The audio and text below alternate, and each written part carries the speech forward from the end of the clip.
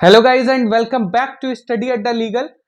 In this video, we are going to discuss about Indian Evidence Act 1872. साथ में ही हम लोग भारतीय साक्ष्य अधिनियम 2023 का एक कंप्रिहेंसिव वीडियो तैयार किए हैं कि पुराने एक्ट और नए एक्ट में क्या कंपैरिजन है, नए एक्ट और पुराने एक्ट में क्या अंतर है, क्या डिफरेंशिएट है, क्या नए लॉज जो है, क्या जरूरत पड़ी इस नए एक्ट को बनाने की, ये सारा एक कंप्रिहेंसिव वीडियो के थ्रू हम लोग डिस्कस करेंगे। तो सबसे पहले हम लोग अपने इंडियन एविडेंस एक्ट 1872 को पढ़ने जा रहे हैं। तो आज हम लोग को अपने वीडियो में कंटिन्यू करने के लिए हम लोग के पास क्या क्या होने चाहिए। सबसे पहले पुराने वाले इंडियन एविडेंस एक्ट 1872 का बेयर एक्ट होना चाहिए, साथ ही साथ में जनरल क्लॉजेस एक्ट का बेयर एक्ट होना चाहिए, और नए वाले अगर किसी के पास बेयर एक्ट है तो ठीक है, अगर नहीं है तो इसका क्या करें, तो पीडीएफ जो है अभी अवेलेबल है फ्री में, उसको आप लोग डाउनलोड कीजिए और उसके थ्रू हम लोग चलेंगे। तो हम लोग को क्या क्या चाहिए, पुराना Indian evidence act, general clauses act और इंडियन एविडेंस एक्ट, साथ में कुछ अदर कॉन्स्टिट्यूशन के भी बेयर एक्ट की जरूरत पड़ेगी तो वो फर्दर देखा जाएगा इसमें। हम लोग पुराने वाले से स्टार्ट करने जा रहे हैं। चलिए, तो एविडेंस एक्ट जो है, एविडेंस एक्ट जो है इंडियन एविडेंस एक्ट 1872, हम लोग का जो इंडियन एविडेंस एक्ट 1872 है, इसको एक्ट वन ऑफ 1872 भी बोलते हैं। ठीक है, एक्ट वन ऑफ 1872 भी इसको हम लोग बोलते हैं, यानी इंडियन एविडेंस एक्ट को हम लोग एक्ट वन ऑफ 1872 भी बोलते हैं। पहले हम लोग इंडियन एविडेंस एक्ट को डील करेंगे, उसके बाद हम लोग भारतीय साक्ष्य अधिनियम 2023 जो भी है उसके साथ हम लोग एक कंपैरिजन चार्ट वीडियो भी इसी में कवर करेंगे आज के इस वीडियो में, जो कि आज हमारा जो वीडियो होगा वो इंट्रोडक्शन है। This is introduction class of Indian evidence act 1872 as well as भारतीय साक्ष्य अधिनियम 2023। ठीक है, तो इंडियन एविडेंस एक्ट जो है एक्ट वन ऑफ 1872 भी इसको कहते हैं।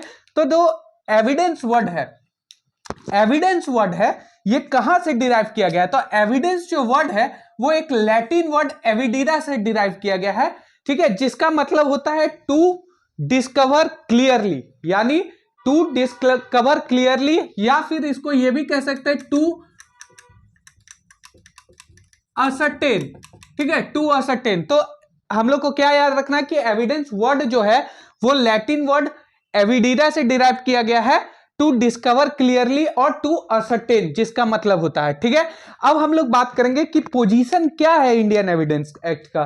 ठीक है, पोजीशन मतलब कि ये सब्सटेंटिव लॉ है, प्रोसीजरल लॉ है, ये क्या है। जैसे कि हम लोग जानते हैं कि लॉ जो है वो दो पार्ट में डिवाइड किए हैं हम लोग।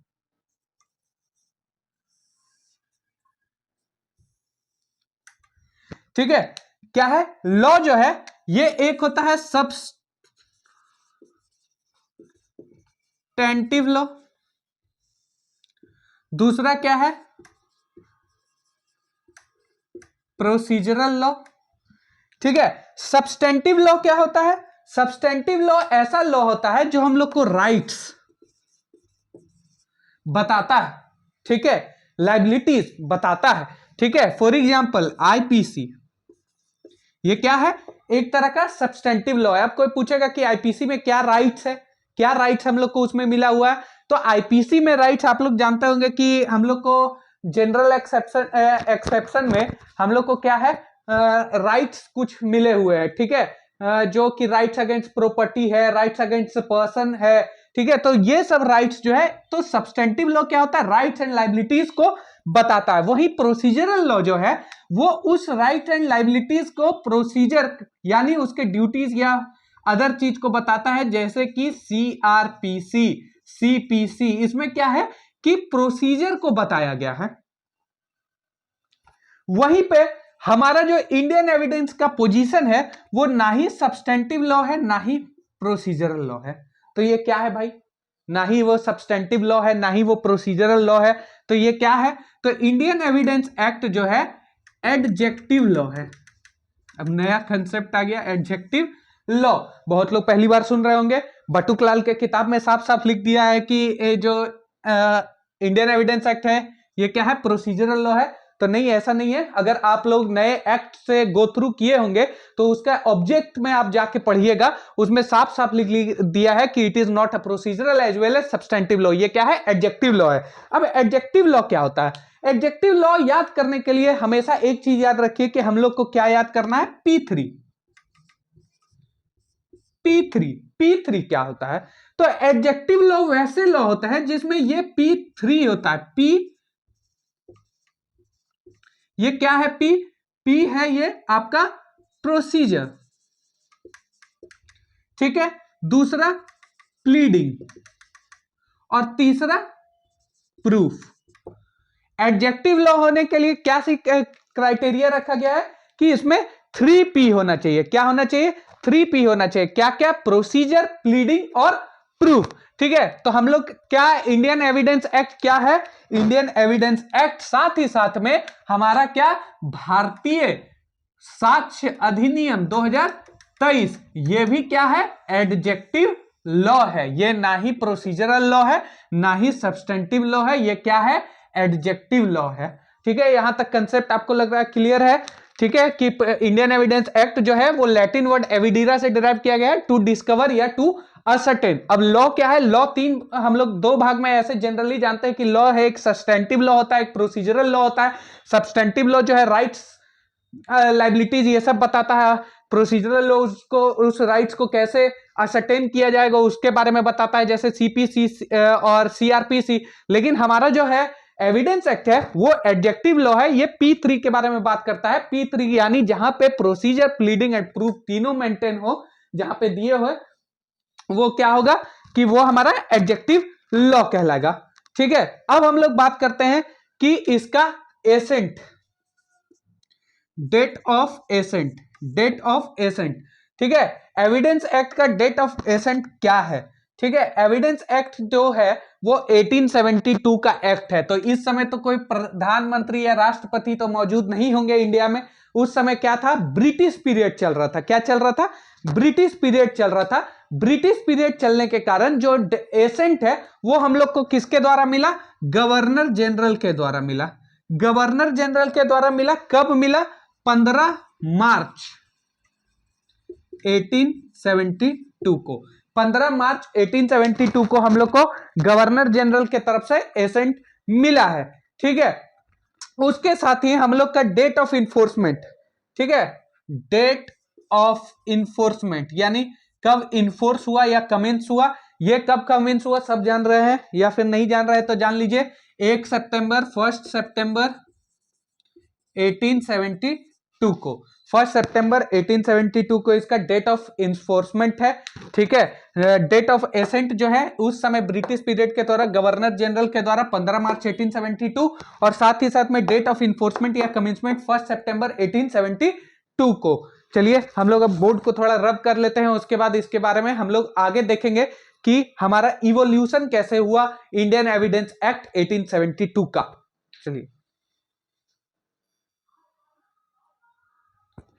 चलिए अब हम लोग बात करते हैं enactment of Indian evidence act 1872 का। अगर इनेक्टमेंट के बारे में बात करें तो सबसे पहले जो है 1868 में, कितना में? 1868 में Maine's commission under the chairmanship of Henry Maine, under the chairmanship of Henry Maine. Sir Henry Maine में पहली बार जो है आईपीसी को, सॉरी, इंडियन एविडेंस एक्ट को पहली बार एक फॉर्मलाइज ड्राफ्ट करने का जिम्मा मिला। लेकिन इन्होंने जो ड्राफ्ट किया था सर हेनरी मैन ने 1868 में, इसको क्या किया गया? रिजेक्ट कर दिया गया, रिजेक्ट कर दिया गया और कहा गया कि ये उस टाइम पीरियड के लिए सुटेबल ही नहीं है, ठीक है। सबसे पहले जो इंडियन एविडेंस एक्ट है वो सर हेनरी मैन को के कमीशन को ड्राफ्ट करने मिला under the chairmanship of sir Henry man के द्वारा 1868 में। बट इसको क्या किया गया? रिजेक्ट कर दिया गया, रिजेक्ट कर दिया गया। कहा गया कि ये जो है ये सुटेबल ही नहीं है at that period of time. उसी के बाद 1871 में सर जेम्स फिटजेम स्टीफन, ठीक है, या सर जेम्स स्टेफन जो थे उनका 1871 में कमीशन बनाया गया और इनको बोला गया कि आप ड्राफ्ट कीजिए, ठीक है। क्या ड्राफ्ट कीजिए? Indian evidence act, because the Henry man का जो एविडेंस था उसको क्या किया गया, रिजेक्ट कर दिया गया था, जिसके कारण क्या हुआ, सर जेम्स फिट्जजेम स्टेफन ने 31 मार्च 1871 को अपना ड्राफ्ट बिल जो है वो प्रेजेंट किया, ठीक है, और इसको अप्रूव किया गया, और यही फिर हमारा 1 सितंबर 1872 को इन्फोर्स हुआ। तो हम लोग ऐसा क्वेश्चन जुडिशियरी में कभी कभी पूछ देता है या फिर कंफ्यूज करने के लिए डाल देता है कि who drafted the Indian evidence act, तो मेन तो नहीं है, इनका रिजेक्ट हो गया था, तो क्या है, सर जेम्स फिट्जजेम स्टेफन। क्या है, sir James drafting committee, draft किन्होंने किया, ड्राफ्ट किसने किया, आईपीसी को, सॉरी इंडियन एविडेंस एक्ट को ड्राफ्ट किया सर जेम्स फिट्जजेम स्टेफन के द्वारा, फिट्जजेम स्टेफन के द्वारा, ठीक है, या स्टेफन के द्वारा, जेम्स स्टेफन के द्वारा ड्राफ्ट किया गया है इंडियन एविडेंस एक्ट। ये इतना बढ़िया से ड्राफ्ट किया गया था, आज भी बहुत कम ही अमेंडमेंट आज भी हम लोग को देखा जा रहा, देखते हैं कि इतने सालों से 1872 का ये एक्ट आज 2024 जो है या 23 तक मान के चलिए, 24 तक अभी हम लोग प्रेजेंट में पढ़ रहे हैं, इसमें बहुत कम अमेंडमेंट देखे गए हैं, इतना खूबसूरत से इसको ड्राफ्ट किया गया था, ठीक है। तो who drafted the Indian evidence act, क्या आंसर होगा आप लोग का, सर जेम्स स्टेफन, ठीक है। कब ड्राफ्ट किए, 1872 को इसको ड्राफ्ट करके अप्रूव इसको किया गया था, याद रखिएगा भैया, तो खूब काम आएगी मुझे भी। चलिए अब हम लोग law of evidence in India, इसके बारे में हम लोग बात करते हैं। क्यों हम लोग बात करेंगे, क्या 1872 जब इंडियन एविडेंस एक्ट कब आया, 1 सितंबर 1872 को आया, ठीक है, 1 सितंबर 1870। क्या 1872 से पहले कोई क्राइम नहीं होता था, कोई एविडेंस नहीं दिया जाता था, हाँ, 1872 से पहले यानी 31 अगस्त तक, ठीक है, कोई जो है क्राइम नहीं होता था, 30 अगस्त तक कोई क्राइम नहीं होता था, उस समय एविडेंस का कोई जरूरत नहीं पड़ता था, ऐसा हो सकता है क्या, नहीं, ऐसा नहीं होता था, उस समय भी क्राइम होते थे, एविडेंस की जरूरत पड़ते थे। तो हम लोग जो है evolution of Indian evidence act, इसको हम लोग कितने काल में बांटेंगे, 3 प्रोस्पेक्टिव में हम लोग बांट देते हैं, किसके किसके, हिंदू पीरियड, दूसरा मुस्लिम पीरियड, और तीसरा मॉडर्न पीरियड।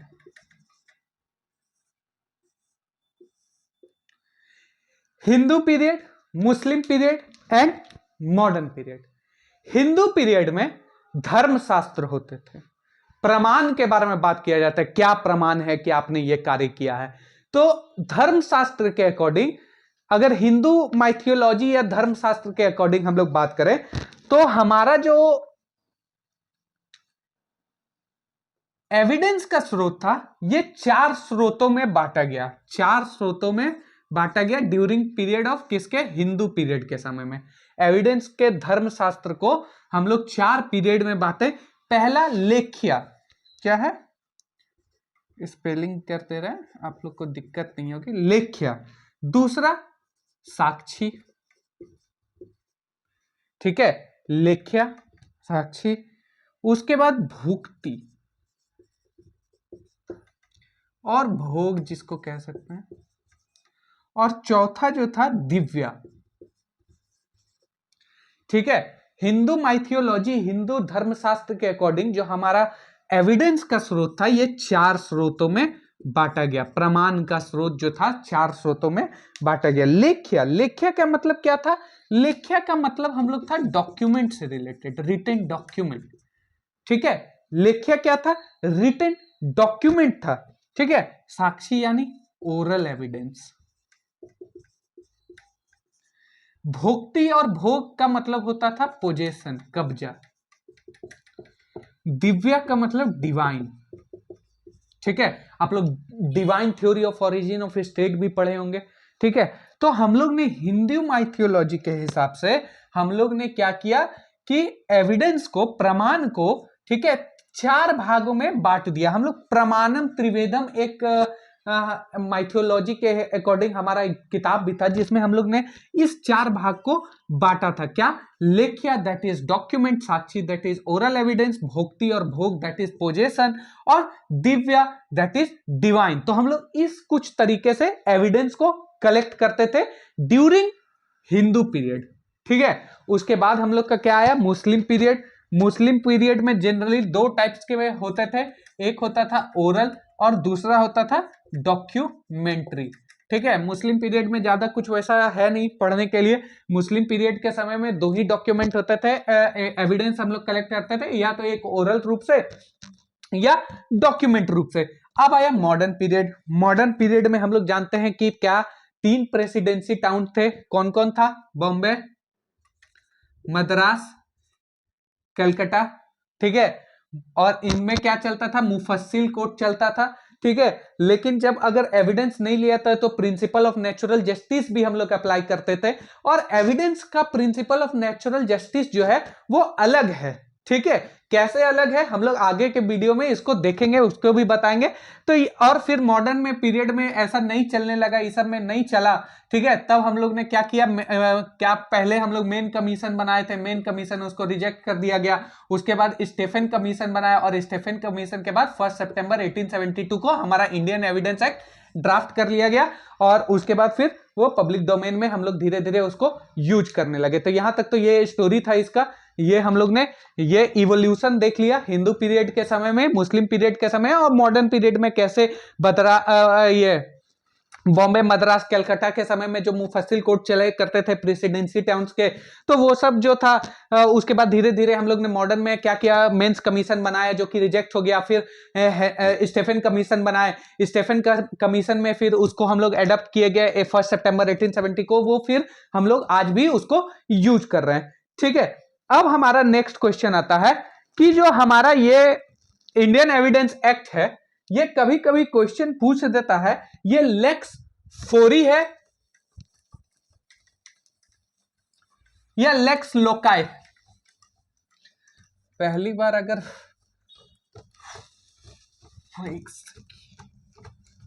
इंडियन एविडेंस हमारा क्या है? लेक्स लोकाई है या लेक्स फोरी है, इसके बारे में हम लोग बात करेंगे। काफी है। तो हमारा इंडियन एविडेंस एक्ट है, ये क्या है? लेक्स फोरी। क्या है? लेक्स फोरी है। क्या है ये? लेक्स फोरी है हमारा। ठीक है, क्या कहता है इंडियन एविडेंस एक्ट का? इसको इस फ्रेज का मतलब क्या होता है? Place of action. इस फ्रेज का मतलब क्या होता है? Place of action. ठीक है, प्लेस ऑफ एक्शन। तो इंडियन एविडेंस एक्ट जो है वो लेक्स फोरी है। ठीक है, इससे रिलेटेड एक केस हम लिख देते हैं, ये याद रखिएगा। ये और ये Indian evidence act is a lex fori, ये किस केस में कहा गया था? इस केस में कहा गया था Ben versus White, Raven and Furness. 1850 का केस है ये। ठीक है, इस केस में हमारा सॉरी थोड़ा ये इसमें कहा गया था कि इंडियन एविडेंस एक्ट जो है ये लेक्स फोरी है, यानी लॉ ऑफ फोरम है। ठीक है, लॉ ऑफ फोरम है। प्लेस ऑफ लेक्स फोरी का मतलब क्या होता है? Place of action, place of action. ठीक है, अब हम लोग जो है इंडियन एविडेंस एक्ट को जो है, एविडेंस हम लोग किस तरह से देते हैं? ठीक है, एविडेंस हम लोग किस तरह से दे सकते हैं? एविडेंसी का क्या है? तो एविडेंस का 3 प्रिंसिपल है। क्या है? एविडेंस का 3 प्रिंसिपल है। क्या प्रिंसिपल है भाई इंडियन एविडेंस एक्ट का? इसको भी हम लोग थोड़ा देख ले। प्रिंसिपल क्या है एविडेंस का? 3 principal.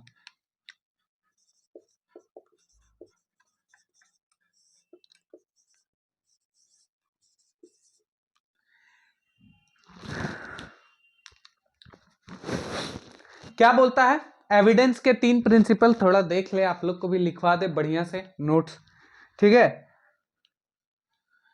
Evidence must be confined in fact in issue, evidence must be confined in fact in issue में कन्फाइंड होना चाहिए कि क्या इशू है, ठीक है। क्या ए ने बी को मारा और बी ने बोला कि ए बी को मारा है और बी उसको डिनाई कर रहा है, ठीक है। तो यहां फैक्ट इन इशू क्या है कि क्या ए बी को मारा है, ये फैक्ट इन इशू है। तो हम एविडेंस जो देंगे वो इसी फैक्ट ऑफ इशू से देंगे कि हमने उसको नहीं मारा, हमने उसको मारते समय हम यहां पे मौजूद ही नहीं थे, हम तो बॉम्बे गए थे, इसका कत्ल कलकत्ता में हुआ है, ठीक है। तो ये जो एविडेंस देंगे, ये सीरीज ऑफ एविडेंस जो है वो हम लोग किस रिस्पेक्ट में देंगे, फैक्ट इन इशू के रिस्पेक्ट में देंगे। दूसरा प्रिंसिपल क्या बोलता है, द हियर से evidence must not be admitted, सुनी सुनाई बातें, हियर से एविडेंस मतलब सुनी सुनाई बातें, अरे भैया वो हो गया, हम सुने रहे कि ऐसा हुआ उसके साथ, तो ये सब बातें नहीं मानी जाएगी। हियर से एविडेंस, सुनी सुनाई बातें एविडेंस में नहीं आती है। और तीसरा क्या है कि in all the cases the best evidence must be given, किसी भी केस में, किसी भी सर्कमस्टांसेस में जो सर्वोत्तम साक्ष्य होगा हम वही देंगे, ठीक है। ऐसे गुमराह नहीं करेंगे, ये सब फालतू चीजें डाल देंगे, ठीक है, कि गुमराह होते नहीं, सर्वोत्तम साक्ष्य। 3 प्रिंसिपल हम लोग ने बात किया, 3 प्रिंसिपल हम लोग क्या बात किए, पहला कि जो फैक्ट होगा, एविडेंस होगा, वो फैक्ट इन इशू से रिलेटेड होगा, फैक्ट इन इशू से रिलेटेड होगा। दूसरा क्या होगा, हियर से एविडेंस को एडमिट नहीं किया जाएगा। और तीसरा क्या बोला, in all the cases the best evidence, best evidence, सर्वोत्तम साक्ष्य हम लोग देंगे, best evidence must be given, ठीक है। त्रिलोकनाथ एक केस था, त्रिलोकनाथ, उस केस में क्या कहा गया कि न्यायाधीश का ये कार्य है, न्यायाधीश का ये कार्य है कि वो असत्य से सत्य को ऐसे अलग करे जैसे एक भूसे के ढेर से तिनके को अलग करना। ये कभी कभी जुडिशरी के क्वेश्चन में पूछ देता है कि ये किस केस में ये कोटेशन लिखा गया था कि न्यायाधीश का ये कार्य है कि वो असत्य से सत्य को इस प्रकार अलग करे जैसे कि भूसे के ढेर से तिनकों को अलग करना। तो ये कौन सा केस था, लिख लीजिए, Trilokinath versus state of UP, Trilokinath versus state of UP में इसको कहा गया था, न्यायाधीश जो है वो इस तरह का ये कर सकता है, ठीक है। अब आप लोग यहां तक तो आप लोग को समझ में आ गया होगा, ठीक है। अब हम लोग जो है वो, अच्छा, आप लोग को रेट्रोस्पेक्टिव या प्रोस्पेक्टिव के बारे में मालूम है क्या? एविडेंस एक्ट जो है रेट्रोस्पेक्टिव इफेक्ट है या प्रोस्पेक्टिव इफेक्ट है, इसके बारे में आप लोग कमेंट सेक्शन में बताइएगा कि एविडेंस एक्ट है जो रेट्रोस्पेक्टिव है या प्रोस्पेक्टिव है। रेट्रोस्पेक्टिव को हम लोग क्या कहते हैं, रेट्रोस्पेक्टिव को हम लोग भूत लक्षी कहते हैं और प्रोस्पेक्टिव को भविष्य लक्षी कहते हैं। तो ये आपके लिए क्वेश्चन है कि इंडियन एविडेंस एक्ट है रेट्रोस्पेक्टिव एस्पेक्ट रखता है या प्रोस्पेक्टिव इफेक्ट रखता है, ठीक है। अब हम लोग बात करते हैं कि इंडियन एविडेंस एक्ट के बारे में थोड़ा सा हम लोग जानकारी ले लेते हैं इंडियन एविडेंस एक्ट के बारे में, इसके बारे में आज कंक्लूड करते हैं इसको। इंडियन एविडेंस एक्ट जो है वो हमारा 3 पार्ट में बटा हुआ है। कितने पार्ट में? 3 पार्ट में बटा गया है, जिसमें टोटल 11 चैप्टर हैं।